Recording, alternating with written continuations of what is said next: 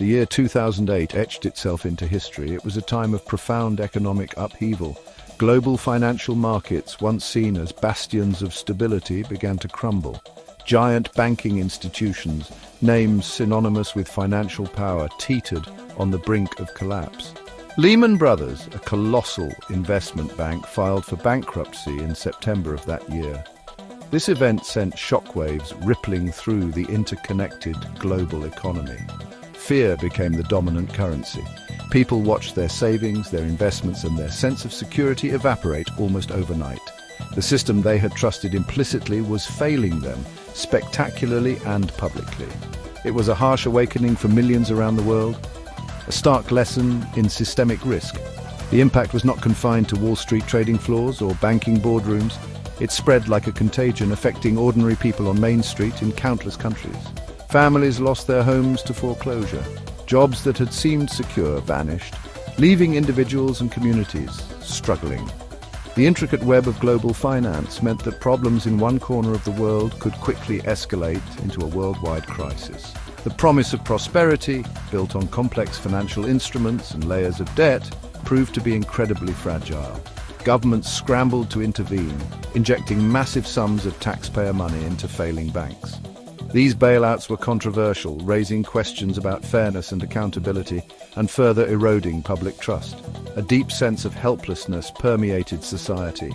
Individuals felt like powerless pawns in a game played by financial titans. The institutions designed to protect and serve them had instead exposed them to immense risk. This crisis wasn't just about numbers on a screen. It was about shattered dreams and an uncertain future. The authority of established financial institutions and regulatory bodies came under intense scrutiny. People began to ask hard questions. How could this have happened? Who was responsible? And most importantly, how could such a catastrophic failure be prevented from happening again? The foundations of the old financial order were visibly cracking. This widespread disillusionment created fertile ground for new ideas. If the existing systems were so flawed, perhaps it was time to explore radical alternatives. The crisis highlighted the dangers of centralized control, where the failures of a few could have devastating consequences for the many. People started to imagine a different kind of financial system, one that was not dependent on fallible institutions or opaque processes, one that could offer transparency, resilience, and control back to the individual.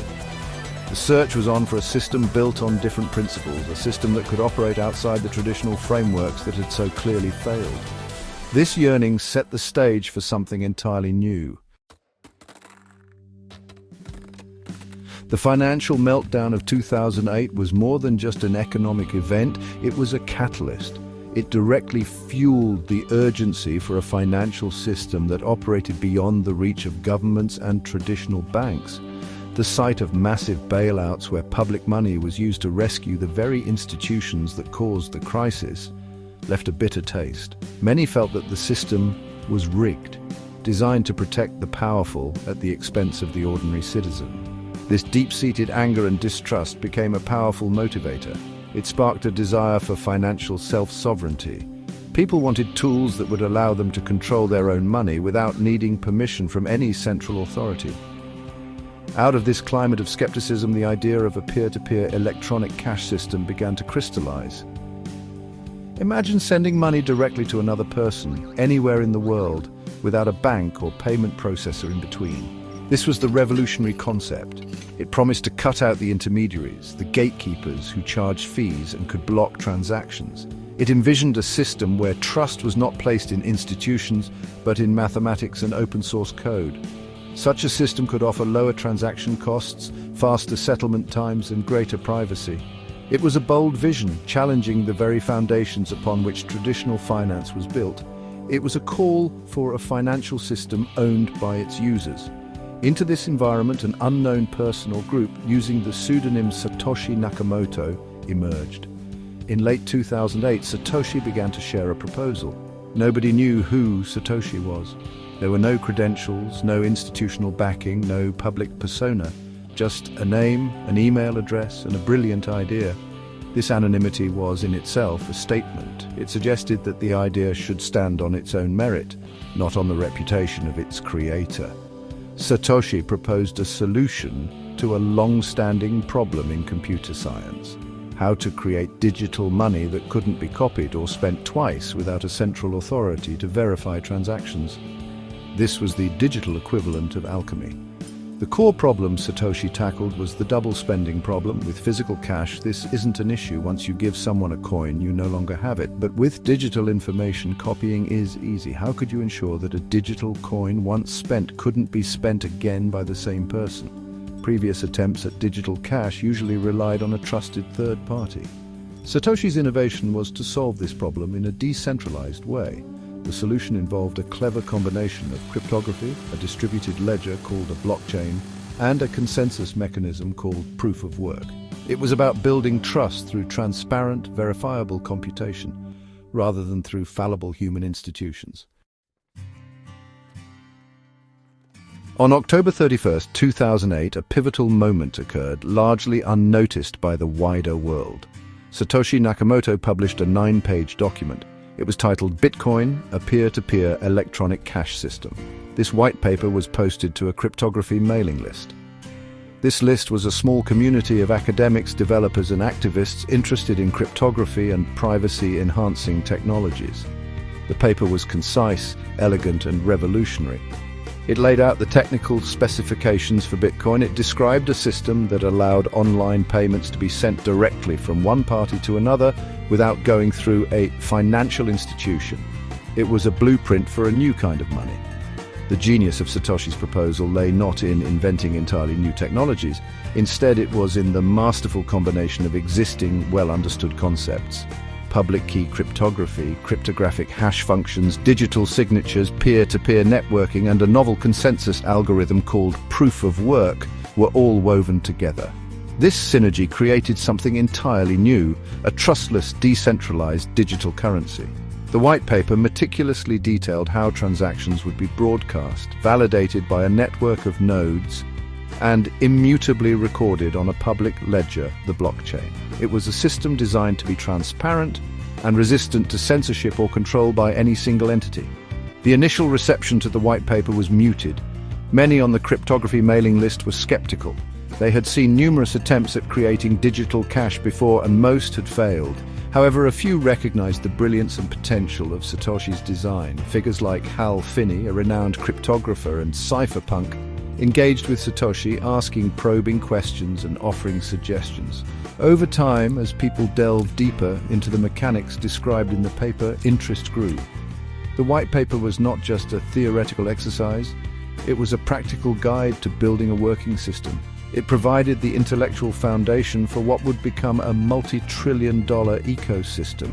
The Bitcoin white paper remains a seminal document in the history of technology and finance. Its clarity and precision are remarkable. In just a few pages, Satoshi outlined a complete system capable of challenging centuries of centralized financial control. There was no hyperbole, no marketing speak, just a clear, logical explanation of a problem and its solution. It spoke directly to those who understood the limitations of the existing financial infrastructure and yearned for an alternative. The white paper was an invitation to build, to participate in creating a new financial paradigm. It was a gift to the world, offered freely and anonymously. Satoshi Nakamoto chose to communicate primarily through digital means. Their interactions were largely confined to emails with early developers and posts on online forums. Key among these were the cryptography mailing list, where the white paper was first announced, and later the P2P Foundation Forum. Satoshi was careful to manage their digital footprint, revealing almost nothing personal. Every communication was focused on the Bitcoin project, its development, its philosophy, and its potential. This deliberate opaqueness only added to the mystique surrounding the creator of this groundbreaking technology. The focus was always on the code, the network, and the ideas. Satoshi's writing style was distinctive. It was consistently precise, technical, and remarkably patient. When responding to questions or criticisms, Satoshi was often firm in defending the core design principles of Bitcoin, yet open to constructive feedback on implementation details. There was a sense of quiet authority in their posts, but never arrogance. The language used was generally formal, with a noticeable absence of slang or colloquialisms, leading some to speculate about their geographic origin or native language. Despite the technical depth of many discussions, Satoshi often tried to explain complex concepts in ways that a wider audience could grasp, showing a desire for the project to be understood. Collaboration was key in Bitcoin's early days, and Satoshi actively engaged with the first wave of developers and enthusiasts. Hal Finney was one of the earliest and most significant collaborators, receiving the first Bitcoin transaction from Satoshi. Others, like Gavin Andresen, Marty Malmi, and Laszlo Hanyecz, also interacted with Satoshi, contributing code, testing the software, and helping to grow the nascent network. Satoshi provided guidance, reviewed code submissions, and coordinated efforts to fix bugs and improve the software.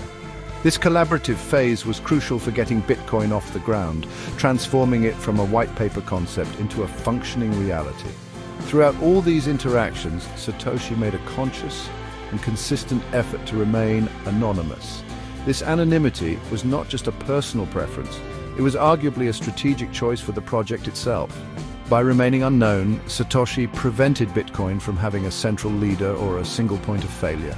If the creator were known, they could become a target for governments, regulators, or malicious actors. Anonymity ensured that Bitcoin could evolve as a truly decentralized project, driven by its community and its code, rather than by the dictates or vulnerabilities of a single individual. It was a powerful statement about the nature of the system itself. Section 5. Foundations of Freedom. Decentralization's power. Decentralization is a core principle of Bitcoin. It is perhaps its most revolutionary feature, but what does it actually mean? Simply put, it means there is no central point of control. There is no Bitcoin CEO, no head office, no single server that can be shut down. Unlike traditional financial systems, which rely on banks, governments, or payment processors to validate and record transactions, Bitcoin operates on a distributed network. Thousands of computers around the world participate in maintaining the Bitcoin network. This distribution of power is fundamental to its resilience and its promise of financial freedom. It ensures that no single entity can dictate the rules or censor participants. How does Bitcoin achieve this remarkable feat of decentralization? It uses a technology called a distributed ledger, most famously known as the blockchain. Think of the blockchain as a giant shared public accounting book. Every Bitcoin transaction is recorded in this book. But instead of one person or company holding the book, every full participant in the Bitcoin network, or a node, keeps an up-to-date copy. When a new transaction occurs, it is broadcast to the network, verified by these nodes, and then added to the blockchain in a block. This process is secured by cryptography and a consensus mechanism, ensuring everyone agrees on the state of the ledger. The benefits of such a decentralized system are profound. One of the most significant is censorship resistance, because there is no central authority. No single government or corporation can easily stop a Bitcoin transaction if it adheres to the network's rules. If one node tries to block a transaction, others will still process it. This makes Bitcoin a powerful tool for individuals in countries with oppressive regimes or unstable financial systems. Furthermore, decentralization makes the network incredibly resilient. To shut down Bitcoin, you would have to shut down tens of thousands of computers simultaneously across the globe, a practically impossible task. Philosophically, decentralization in Bitcoin represents a shift in power. It moves control away from traditional, often opaque, centralized institutions and places it into the hands of individuals. It offers the possibility of financial sovereignty, the ability to truly own and control your assets without relying on intermediaries. This is a direct challenge to the established financial order. It suggests that trust can be achieved not through institutions, but through transparent, verifiable, open-source code and a network of peers. Decentralization is not just a technical feature, it is an ideological statement about freedom, autonomy, and the nature of trust in the digital age. Section 6. Keys to the Kingdom Cryptographic Security Explained. Cryptography is the bedrock of Bitcoin security. It is the mathematical magic that protects the network, secures transactions, and controls the creation of new Bitcoins. Without robust cryptography, Bitcoin simply could not exist as a secure and trustworthy system. Several cryptographic techniques are employed, each playing a crucial role in the overall architecture. These techniques ensure that only the rightful owner can spend their Bitcoins, that transactions cannot be altered once confirmed, and that the supply of new Bitcoins is predictable and controlled. It is this mathematical foundation that allows users to trust the system without trusting any specific participant within it. At the heart of Bitcoin's security model is public key cryptography. Each Bitcoin user has a pair of cryptographic keys, a private key and a public key. The private key is a secret piece of information, like a password, that gives you control over your Bitcoins. It must be kept absolutely safe. If someone else gains access to your private key, they can spend your Bitcoins. The public key is derived from the private key and can be shared openly. It is used to generate Bitcoin addresses, which are like bank account numbers that you can give to others so they can send you Bitcoins. When you want to send Bitcoins, you use your private key to create a digital signature, proving you own the funds without revealing the key itself. Hashing functions and the proof-of-work consensus mechanism are also vital components of Bitcoin security. A hashing function takes any input data and produces a fixed-size string of characters known as a hash. It's a one-way process. You can't get the original data back from the hash. Bitcoin uses hashing extensively, for instance, to create transaction identifiers and to link blocks together in the blockchain, making it tamper-evident. Proof of work, performed by miners, involves solving a computationally intensive puzzle. This process secures the network by making it prohibitively expensive for an attacker to rewrite the blockchain's history. It also governs the creation of new Bitcoins in a predictable manner. The overall security model of Bitcoin is designed to be trust minimized. You don't need to trust a bank, a government, or even Satoshi Nakamoto. Instead, you trust the underlying mathematics, the open source code, which can be audited by anyone, and the economic incentives that encourage participants to act honestly. Transactions are verified by the network, not by a central authority. The blockchain provides an immutable and transparent record of all transactions, while no system is perfectly unhackable. Bitcoin's cryptographic foundations have proven remarkably resilient over more than a decade of operation, securing billions of dollars in value without a central intermediary. Section 7. First steps into a new world, early Bitcoin adoption. The theoretical framework of Bitcoin, laid out in the white paper, was brought to life on January 3, 2009. On this day, Satoshi Nakamoto mined the first block of the Bitcoin blockchain, known as the Genesis block. Embedded within the code of this block was a now famous message, the Times 03 Janta 2009 Chancellor on brink of second bailout for banks. This was a direct reference to a headline from the Times newspaper of London. It served as a timestamp, proving the network started on or after that date.